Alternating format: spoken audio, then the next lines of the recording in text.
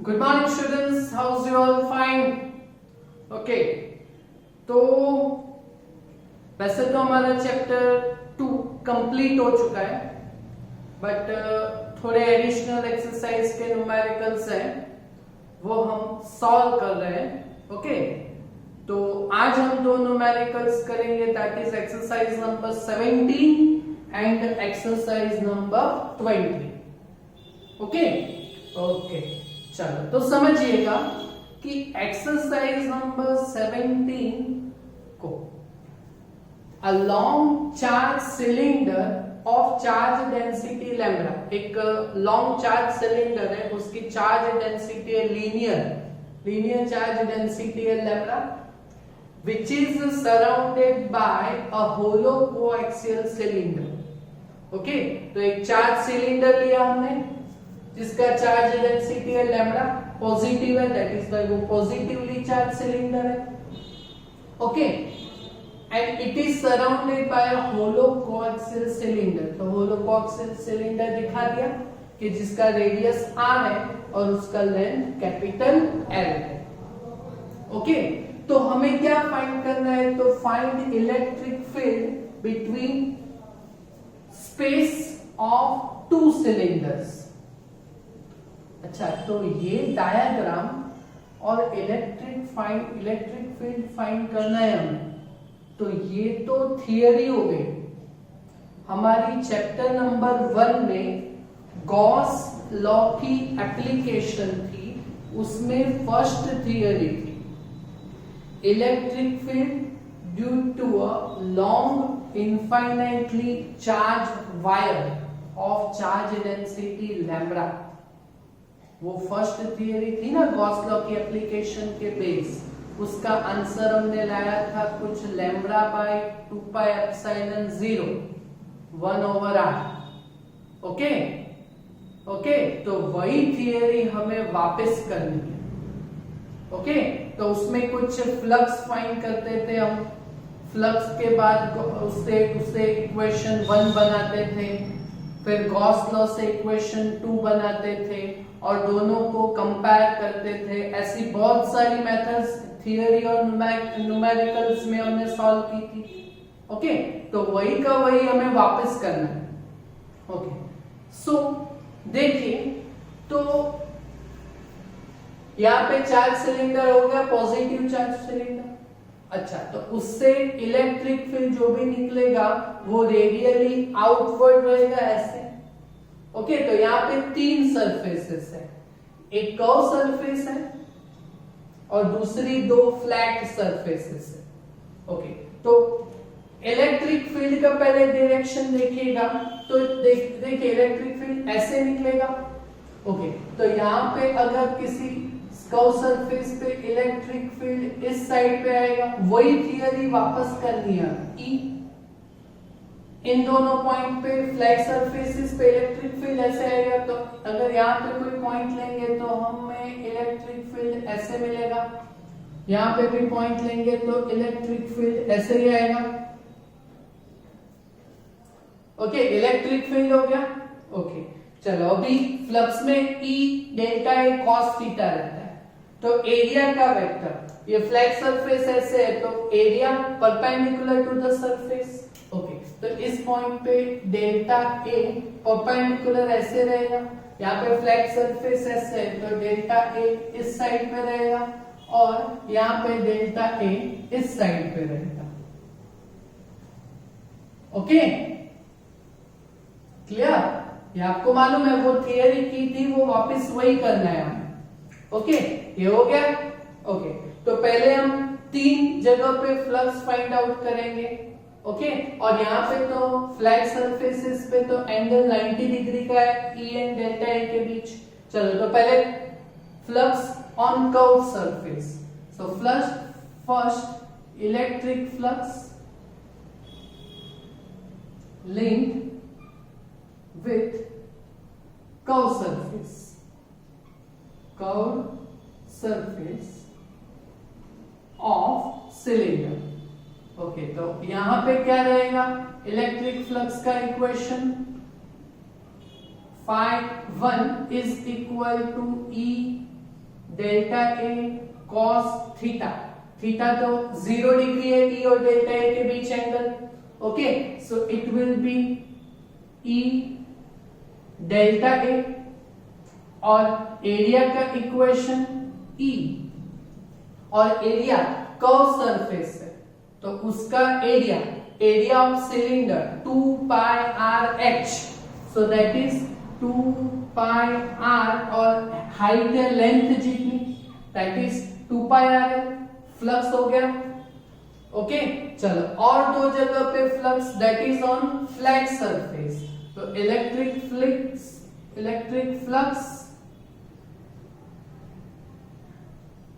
linked with flat surfaces।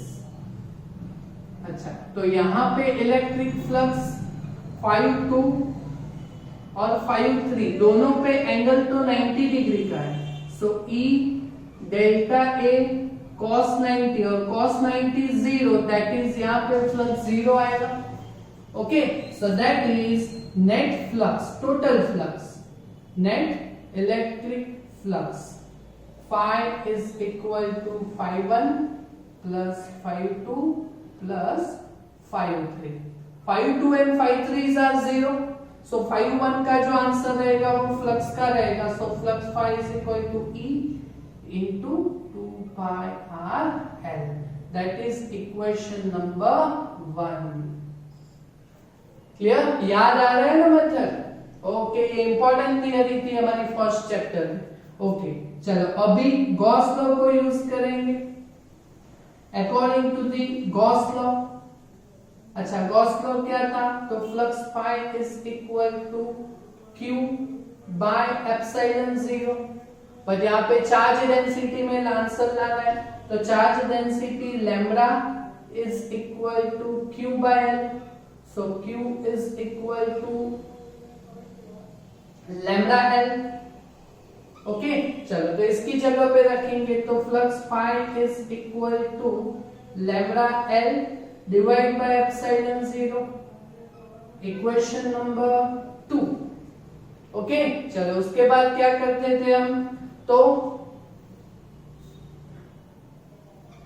Compare करेंगे हम, तो ओके, तो comparing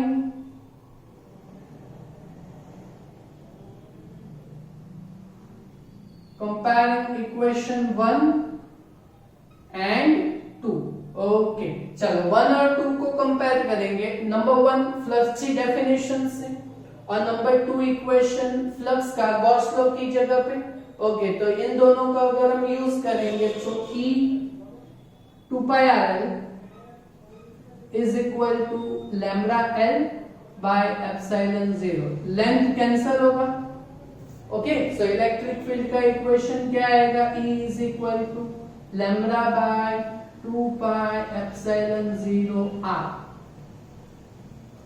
okay, that is electric field between space of two cylinder, okay। अगर इसको हम वेक्टर फॉर्म में लिखना हो तो क्या लिखेंगे, इन vector form electric field E vector is equal to lambda by 2 pi epsilon 0 r, और यहाँ पे किसी भी यूनिट वेक्टर को मेंशन कर देंगे, तो यूनिट वेक्टर r कैप दिखाएंगे तो भी चलेगा, n कैप, ओके। तो where what is n cap, तो where n cap is unit vector in the direction of electric field, clear. ये तो वही थियरी है जो 3 मार्क्स में थी, वही थियरी को वापस किया है, ओके। तो ये आंसर आएगा, ओके, क्लियर, समझ में आया। गॉस लॉ की एप्लीकेशन की जो थियरी थी वही यहां पे रखी ना, ओके, फाइन। और अभी हम जाएंगे एक्सरसाइज नंबर 20 पे, ओके, वो भी बहुत छोटा न्यूमेरिकल्स है, उसको बराबर समझिएगा, okay. 2 charge sphere of radius A and B connected with each other by a conducting wire, okay. 2 spheres है उनकी रेडियस है small a, r1 and r2, small a and small b।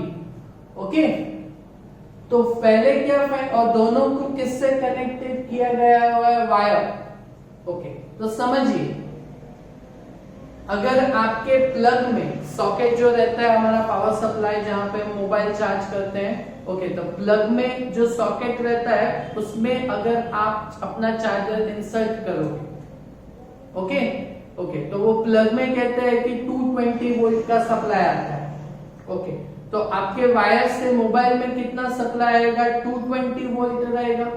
तो when two systems are connected by a wire, तो supply will be same, voltage supply will be same.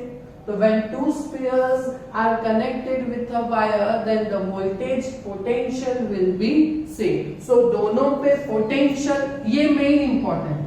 जब भी wire से हम connect करते हैं तो पोटेंशियल क्या रहता है? Same. So potential on both surface will be same. So V1 is equal to V2। तो हमें फाइंड क्या करना है? तो what is the ratio of electric field at surfaces of two spheres? Okay, तो ratio of electric field find करना हो तो यहाँ पे तो potential relation between voltage and electric field is given by V is equal to ER, ER। Okay, चलो, तो यहाँ पे V1 is equal to E1 R1 और V2 is equal to E2 R2। Okay, चलो, तो ratio of electric field that is E1 by E2 that is equal to R2 by R1। E1 by E2 is equal to R2 by R1 होगा। Okay, but यहाँ पे radius जो है वो A and B है, तो R1 that is A and R2 that is B, तो R2 that is B by A। Clear? तो ये फर्स्ट क्वेश्चन हो गया हमारा। Okay, fine. अभी ये जो क्वेश्चन था ना यहां तक का, वो लास्ट एग्जाम में, लास्ट बोर्ड की एग्जाम में एमसीक्यू में कंसीडर किया गया था। ओके, यही क्वेश्चन था और ऑप्शन थे A by B, B by A, A square by B square और लास्ट ऑप्शन था B square by A square। Okay, तो ये समझ में आया आपको B by A? ओके, जब भी दो सिस्टम्स वायर से कनेक्टेड होती है तो पोटेंशियल क्या रहता है? सेम। तो यहाँ पे इलेक्ट्रिक फील्ड का रेशियो हो गया B by A में। Okay, using this fact also explain why charge density, यहाँ पे स्फीयर्स है तो सरफेस चार्ज डेंसिटी रहेगा sigma on sharp end of conductor is higher than its flatter portion. Okay, तो समझिए, charge density electric field due to a conductor. अच्छा, तो electric field due to a conductor, थोड़ा याद करिए, electric field due to conductor. अच्छा, उसका equation हमने लाया था, एक टॉपिक चलाया था आपके नोट में, देखिएगा चैप्टर 2 में, effect of conductors due to electric field. उसमें हमने इलेक्ट्रिक फील्ड का आंसर लाया था गॉस लॉ के base, electric field due to one surface sigma by 2 epsilon 0। Okay, तो यहाँ पे दो सरफेसेस के लिए sigma by 2 epsilon 0 plus sigma by 2 epsilon 0 that is sigma by epsilon 0 लाया था हमने electric field in external electric field of conductors, वो टॉपिक में था। ओके, चलो, तो यहां पे आप देखिए, तो यहाँ पे E1 by E2 that is B by A। Okay, electric field और surface charge density are proportional to each other. Okay, तो E1 by E2 that is sigma 1 by sigma 2, तो that is sigma 1 by sigma 2 that is also is equal to B by A। Clear? Okay, तो यहां पे देखिए, thus surface charge density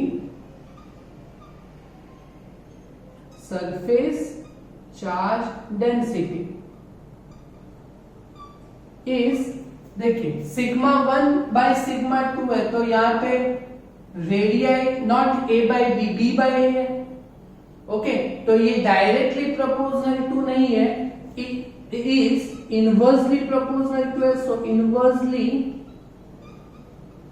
proportional to radius. Okay okay, अभी topic समझिए, अभी question क्या है।